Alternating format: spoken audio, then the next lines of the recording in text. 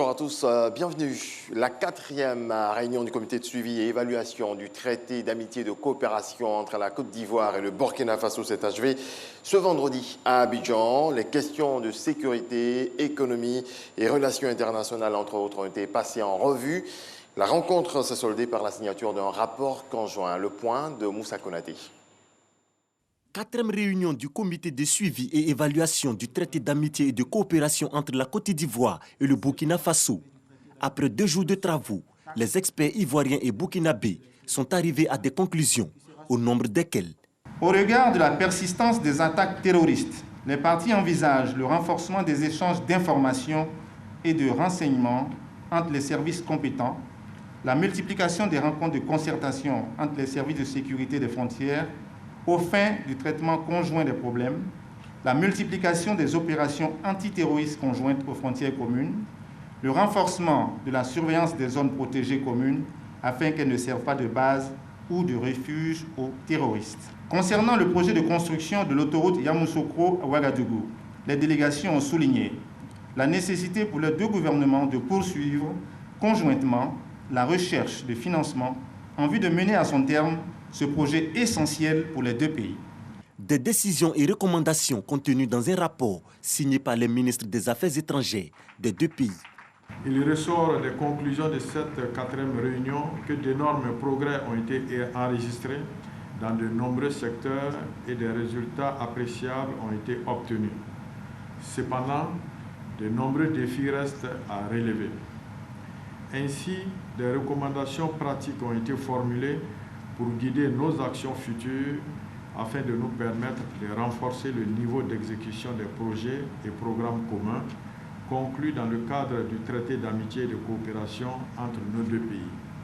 Me paraît-il opportun de saisir cette occasion pour lancer un appel appuyé à tous les acteurs de notre coopération afin que nous puissions fédérer davantage nos efforts pour relever les défis résiduels. Cela est d'autant plus nécessaire que le Burkina Faso et la Côte d'Ivoire sont liés par plus de 80 accords de coopération dont le taux de mise en œuvre reste encore assez faible. Les 2 délégations se disent également satisfaites des avancées dans la préparation de la 3e édition du Forum des hommes d'affaires ivoiriens et burkinabés. L'événement se tiendra en marge de la 9e conférence du traité d'amitié et de coopération prévue en juillet 2021 en Côte d'Ivoire.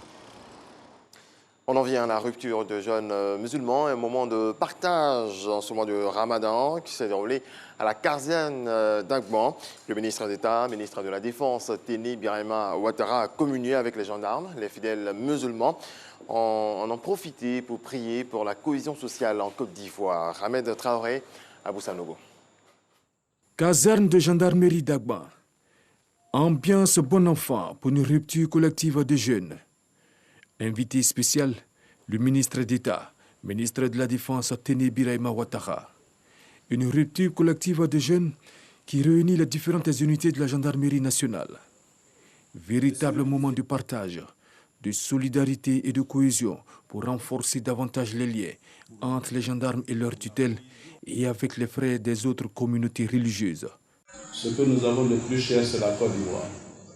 Nous devons faire en sorte que nous mettions la Côte d'Ivoire au-dessus de tout. Et ceci ne peut se faire que dans la paix, la cohésion, l'entente, la fraternité. Le général de corps d'armée Alexandre Apalo Touré, commandant supérieur de la gendarmerie nationale, s'est félicité de l'initiative. Un acte de piété à encourager, selon lui. Monsieur le ministre d'État, ministre de la Défense, vos premières entrées ici, dans ce camp mythique de l'institution qu'est la gendarmerie nationale, vous a conduit directement à la mosquée.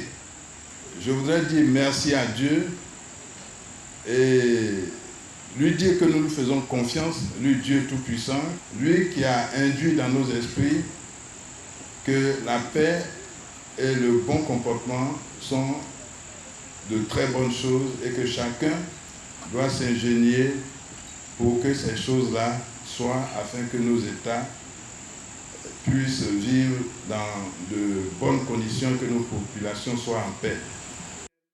Après la rupture collective de jeunes, le ministre d'État, ministre de la Défense Téné Birahima Ouattara, qui avait à ses côtés le chef d'état-major général des armées, le général de corps d'armée Lassina Doumbia, a participé à la prière de Isha, ou la prière de 19h, avec ses hommes.